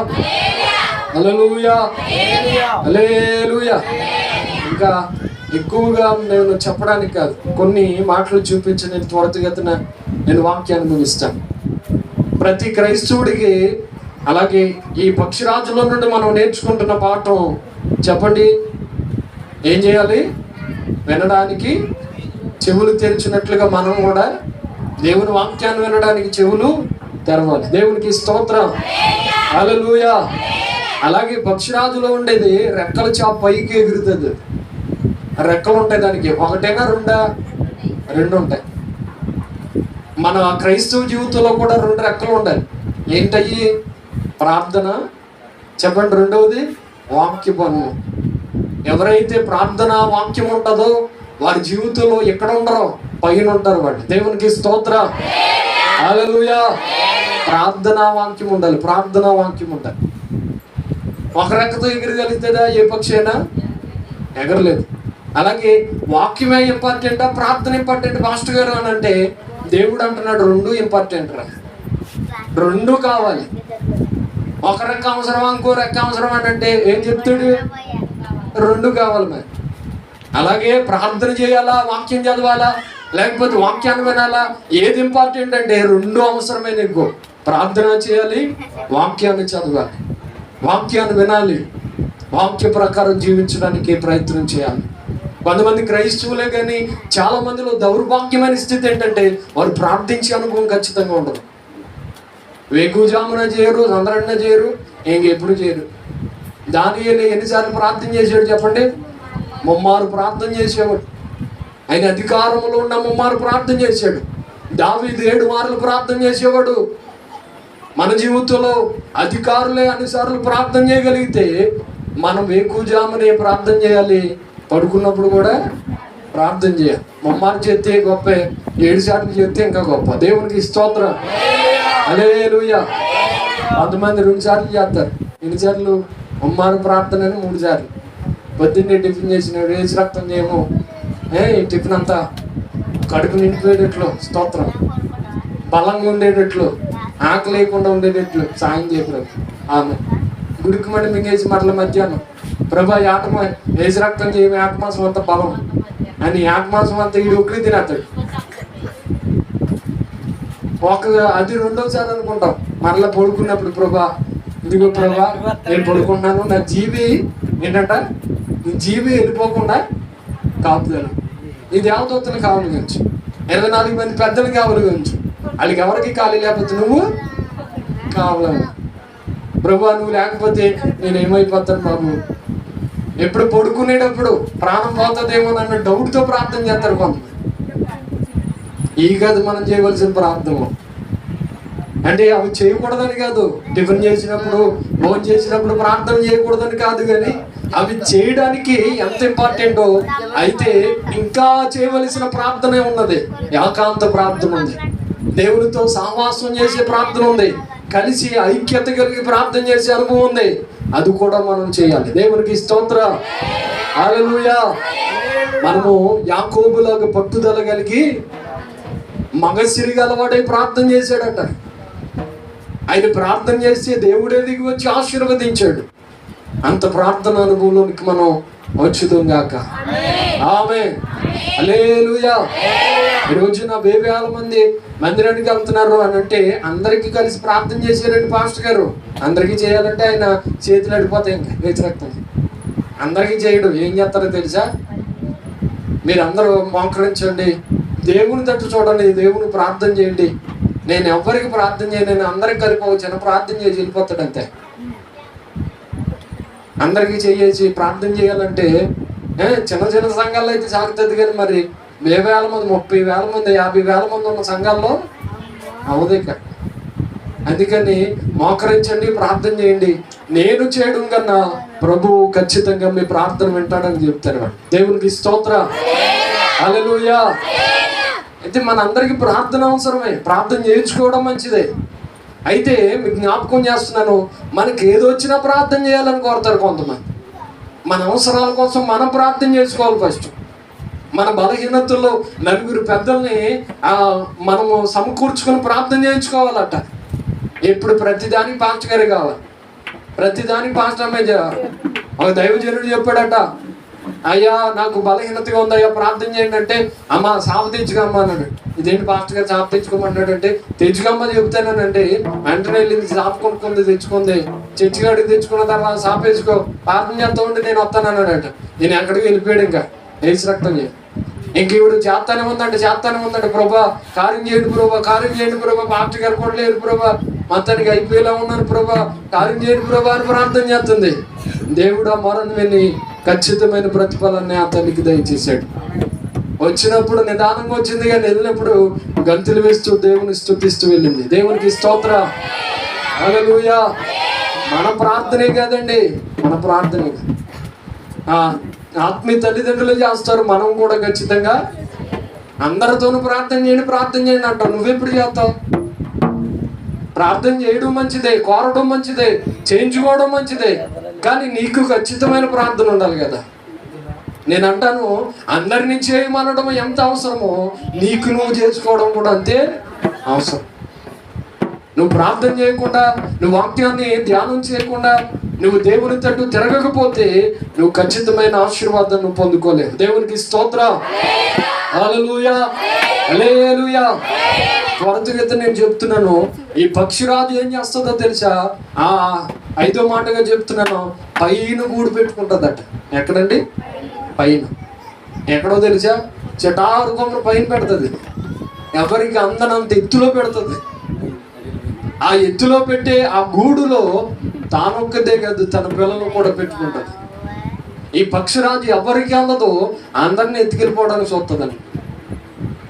ఈ పక్షిరాజుతో క్రైస్తవుని పాల్చడానికి గల ఉద్దేశం ఏంటంటే, మన గూడు లేకపోతే మన యొక్క స్థిరమైన నివాసం, మన పునాది, మన యొక్క ఆ యొక్క కట్టుదల సమస్తము కూడా దేని మీద ఆధారపడి ఉండాలి తెలుసా? క్రీస్తుని బండ మీద మనం పునాది వేయాలి. దేవునికి స్తోత్రం, హల్లెలూయా. ఏం చేయాలి? క్రీస్తుని బండ మీద పునాది వేయాలి. ఒక ఆయన ఇసుక మీద పునాది వేసాడట. ఏమైంది? గాలి వచ్చాను, వరద వచ్చాను, మొత్తం కొట్టుకెళ్ళిపోయి. ఏమీ నిలవలేదా? అయ్యో నా ఇల్లంతా ఇలా పాడైపోయిందేంటి, నా ఇంట్లో ఉన్న సరుకులన్నీ కొట్టుకొని పోయినాయి ఏంటి, అయ్యయ్యో ఎంత శ్రమ, ఎంత ఘోరమా, నేను కూడా ఇల్లు కట్టుకుంటాను కదా, ఇలాగ అయిపోయిందేంటి అనుకున్నాడు. కట్టుకున్నా కానీ ఎక్కడ కట్టుకున్నాం? ఇసుక మీద. ఎంతలో దిగుతున్నా కానీ గాలి వచ్చినప్పటికి వేసి రక్తం అంతలో వేసి వెళ్ళిపోతుంది. అయితే బండ మీద ఒక ఆయన ఇల్లు కట్టుకున్నాడట. ఆ బండ మీద ఇల్లు కట్టుకున్న వ్యక్తి ఇంకా గాలి వచ్చినా, వరద వచ్చినా, తుఫాను వచ్చినా, ఇంకా భయంకరమైన శ్రమలు కలిగినా కానీ ఆ తుఫాను, ఆ వరద దేనికి సాదృశ్యమో తెలుసా? శ్రమలకు సాదృశ్యం. శ్రమలు ఎన్నో వచ్చినా కానీ ఆ క్రైస్తవుడు మాత్రం పడిపోకుండా నిలబడి ఉన్నాడు. ఆ బండ క్రీస్తుకు సాదృశ్యం. క్రీస్తు మీద ఎవరైతే ఆధారపడి ఉంటారో వారు అప్పటికి పడిపోరు. దేవునికి స్తోత్రం, హల్లెలూయా. లోకం మీద ఎప్పుడైతే ఆధారపడటం మొదలు పెడతావో నువ్వు ఖచ్చితంగా పడిపోతావు. నీ స్థితి పడిపోద్ది, నీ స్టేటస్ పడిపోద్ది, నీ పొజిషన్ అంతా పడిపోద్ది. నువ్వు లోకం మీద బేస్ అయిపోయావు కనుక, నువ్వు దేవుని మీద ఆధారపడలేదు కనుక నీ గూడు కూలిపోద్ది అంతే.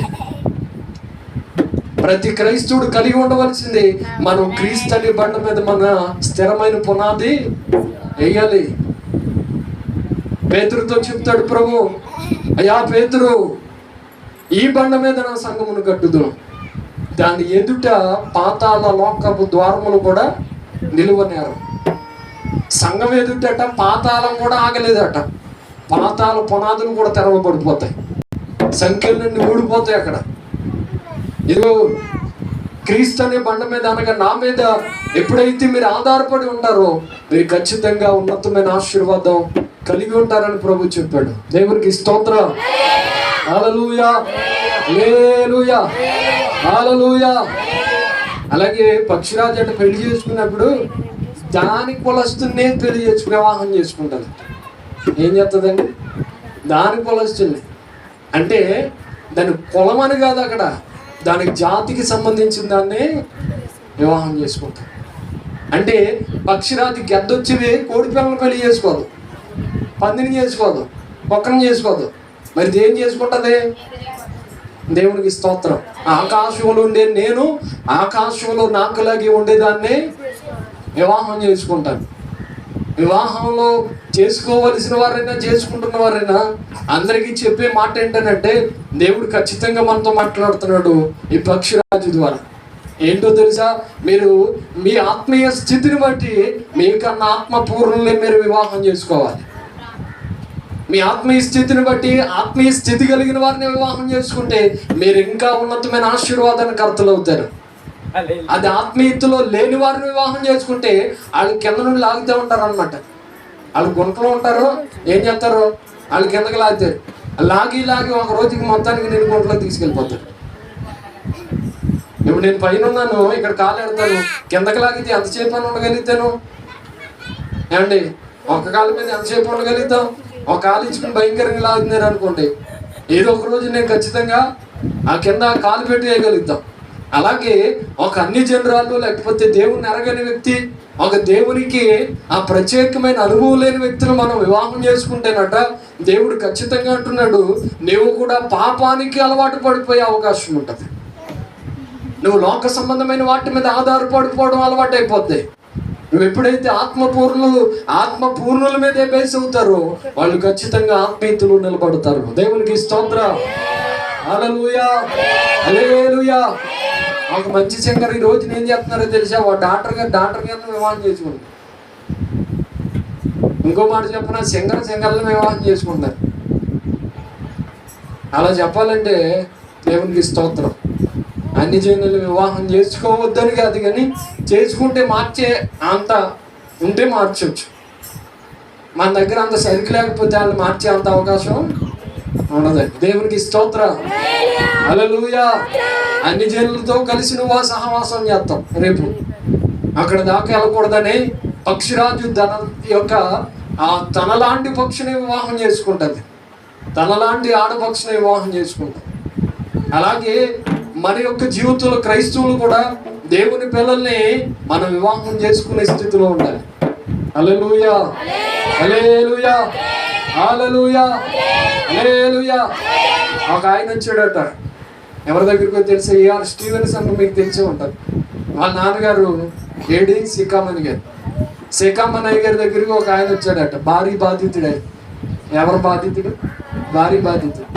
అయ్యగారు మ్యారేజ్ అయ్యి 6 సంవత్సరాలు ఏంటంటే ఏంటో నాకేమి ఇప్పటికీ మా ఆవిడ అర్థం కావట్లేదండి బాబు, 6 సంవత్సరాలు అయింది, నాకేం అర్థం కావట్లేదు, ఏం చేయమంటారు పాస్టర్ గారు అని అడిగాడట ఒకరోజు. మరి నాయన నీతో కూర్చోబెట్టి నీతో మాట్లాడాలి రారా అని కూర్చోబెట్టి లోపల మాట్లాడుతా పాస్టర్ గారు అన్నారట, 6 సంవత్సరాలు అయింది నీ ఆవిడ నీకు అర్థం కాలేదా? నాకు 60 సంవత్సరాలు అయింది, ఇప్పటికీ మా ఆవిడ నాకు అర్థం కాలేదు అన్నాడట. దేవునికి స్తోత్రం. హల్లెలూయా. 6 సంవత్సరాలు అయింది, నీకే అంత విసుగొచ్చింది, 60 సంవత్సరాల నుండి మా ఆవిడ నాకు ఇప్పటికీ అంటే ఆడోళ్ళు ఎప్పటికీ అర్థం కాదన్నమాట. హల్లెలూయా. చెప్పండి గట్టిగా హల్లెలూయా. ఆడోళ్ళు ఎప్పటికీ అర్థం కాదు. దేవుడు చెప్పాడు, పేతురు బలహీనమైన ఘటాలు అవి గట్టిగా కొడితే పగిలిపోతాయి, అలాగని మనం జాగ్రత్త పరచకపోతే చాలా ప్రమాదం. బలహీనమైన ఘట్టాలని జాగ్రత్తగా చూసుకోవడమే. ఇప్పుడు ఆ గ్లాసు లాంటివి ఉంటాయి కొన్ని పాత్రలో, అవి కింద అడితే ఏమైపోతాయి? మొత్తం పగిలిపోతాయి. దాన్ని ఏం చేయాలి? జాగ్రత్తగా ఒక సెల్ఫ్లోనే పెట్టాలి. అక్కడ పెడితేనే కుదురంగా ఉండగలుగుతుంది. ఎక్కడ పడితే అక్కడ పాడేసామనుకో నీ ఏమైపోతాయి? నీ గ్లాసు ఆ గ్లౌజ్ లాంటిది, అది కింద పడిపోయి పగిలిపోతాయి. నీ భార్య కూడా అలాంటిదే అని నువ్వు ఖచ్చితంగా జాగ్రత్తగా పెడితేనే నీ కుటుంబం వర్ధిల్లుతుంది. దేవునికి స్తోత్రం. హల్లెలూయా. 6 సంవత్సరాలు అయిన ఆయనకి 60 సంవత్సరాలు ఆయన చెప్తే మరి అలాగే ఉంటుంది ఎక్స్పీరియన్స్. దేవునికి స్తోత్రం. హల్లెలూయా. అలాంటి పాస్టర్ గారిని అడగాలి, ఆయన ఇప్పుడు లేలే పరలోకం వెళ్ళిపోయాడు. ఎంత క్లియర్ కట్గా చెప్పాడు చూడండి. దేవునికి స్తోత్రం కలిగింది. హల్లెలూయా. ఇంకా ఎవరైనా భార్య బాధితులు ఉన్నారా? అలాంటి వారికి ఆవిడ నాకు అర్థం కావట్లేదు అని అంటే నీ ఆవిడ నీకు ఎప్పటికీ అర్థం కాదు, నీ భార్య నీకు ఎప్పటికీ అర్థం కాదు. అర్థం చేసుకుని ఇంకా సర్దుకోవడమే. దేవునికి స్తోత్రం. హల్లెలూయా. చెప్పండి గట్టిగా హల్లెలూయా. ఆడవాళ్ళకి ఐదు చేస్తున్నారు పాస్టర్ గారు అనుకున్నారేమో. నేను తిట్టట్లేదు, బలహీనమైన ఘట్టాలు కనుక జాగ్రత్తగా చూసుకోమని చెప్తున్నాను. వాళ్ళు కొడితే నీకు దెబ్బ తగ్గుతుంది, తర్వాత నువ్వే డాక్టర్ దగ్గర తీసుకెళ్ళాలి. ఆ తిప్పలని ఎందుకు కొట్టకుండా ఉంటే రక్తం చేయి. హల్లెలూయా. తర్వాత నీ డబ్బులు జేబులో నుండి తీయవసరం లేదు. అవన్నీ చేసిన తర్వాత మళ్ళీ డబ్బులు ఖర్చు అయిపోయినాయి. ఎంత ఖర్చు అయింది? బురకల బదులు అయిపోయినాయి. ఈ పరిస్థితి అంతా వచ్చిందనంటే కారణం నువ్వు పగలగొట్టావు కనుక. ఆ గాజు గ్లాసు జాగ్రత్తగా శుభ్రం చేసుకుంటుంది. దేవునికి స్తోత్రం. హల్లెలూయా. హల్లెలూయా. క్రైస్తవుడు ఒక మంచి విశ్వాసాన్ని వివాహం చేసుకోవడం బెస్ట్. లేకపోతే అన్ని జనులు వివాహం చేసుకుంటే కొన్ని కష్టాల తెప్పలు తప్పకపోవడం. పడినా నాకు ఇష్టమే అంటావా? యాకోబులాగా ఇంకా జీవితాంతం దేవునికి స్తోత్రం పడతానే ఉండాలి. ఇక 6 సంవత్సరాలు ఏంటి, 60 సంవత్సరాలు ఏంటి, 80 సంవత్సరాలు జీవితాంతం కష్టమే. దేవునికి స్తోత్రం కలుగును గాక.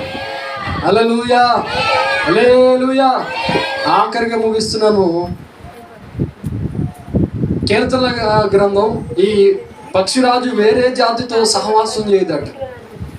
ఈ కీర్తనల గ్రంథం 1వ అధ్యాయం 1వ వచనం చదివితే మనందరికీ తెలిసిన మాట. దుష్టుల ఆలోచన చెప్పున నడువక, పాపుల మార్గాన నిలువక, అపహాసకులు కూర్చుండు చోటన కూర్చుండక, యెహోవా ధర్మశాస్త్రమందు ఆనందించుచు దివారాత్రము దానిని ధ్యానించువాడు ధన్యుడు. దేవునికి స్తోత్రం.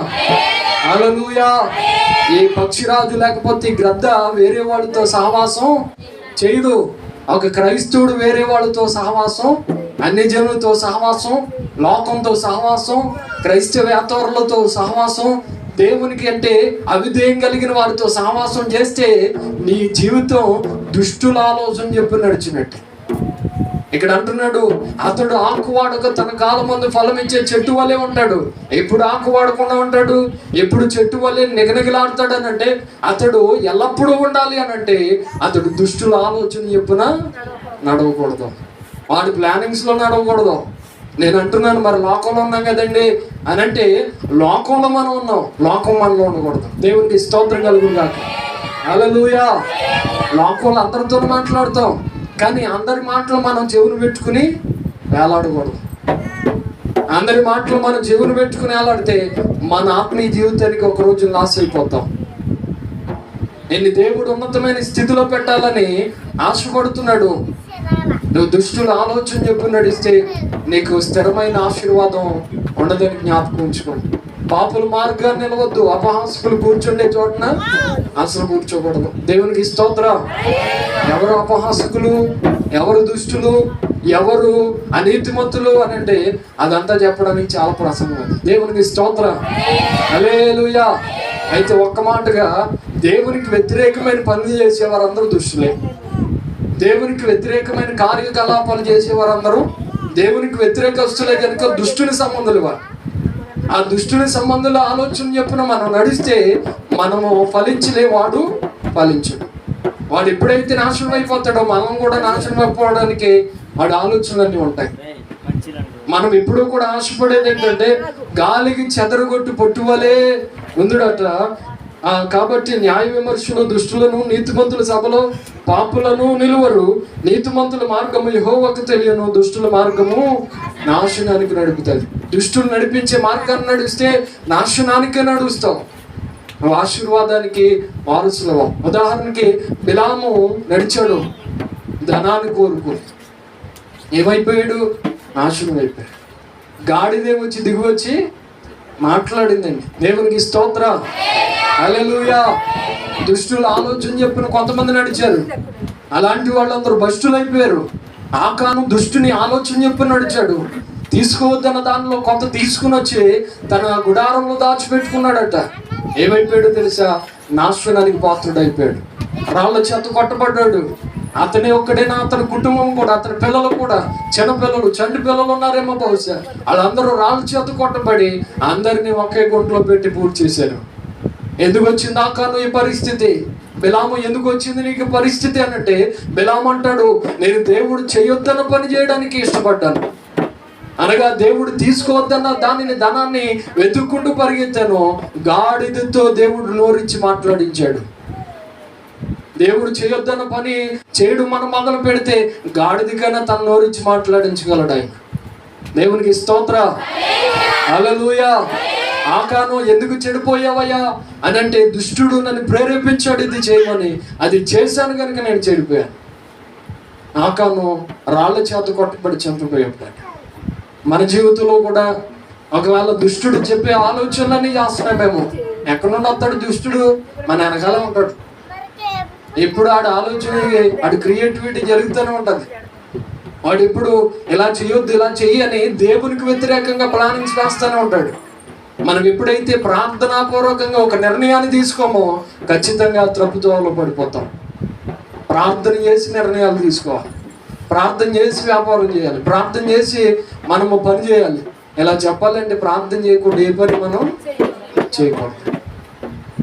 మనం ఎప్పుడైతే ప్రార్థనాపూర్వకంగా ఒక అడుగు ముందుకు వేస్తామో ప్రభువు 100 అడుగులు మన కొరకు ఎదురు వస్తాడు. దేవునికి స్తోత్రం, హల్లెలూయా, హల్లెలూయా. పక్షిరాజు వలె ఇతరులతో సహవాసం మనం చేయకుండా ఉండుముగాక. లోకులతో సహవాసం, లోకస్తులతో కలిసిపోయే రీతిలో మనం ఉండకుండా ఉండుగాక. మనం ఎప్పుడైతే దేవుని పిల్లలతో సహవాసం చేస్తామో, మీరు అన్యోన్యమైన సహవాసం గలవారైతే మీరు ఖచ్చితంగా పరిశుద్ధులు అనబడతారు అన్నట్టు. మనం దేవునితో సహవాసం చేయాలి, భక్తులతో సహవాసం చేయాలి, దేవునితో ప్రార్థన అనుభవంలో గడపాలి. ఎలాగ మనం కలిసి దేవుణ్ణి ఆరాధించడం గాక. అప్పుడు ఖచ్చితంగా మనం రెక్కల చాప ఎక్కడికి ఎగిరిపోతామట, పైకి ఎగురుతాం. దేవునికి స్తోత్ర, హల్లెలూయా.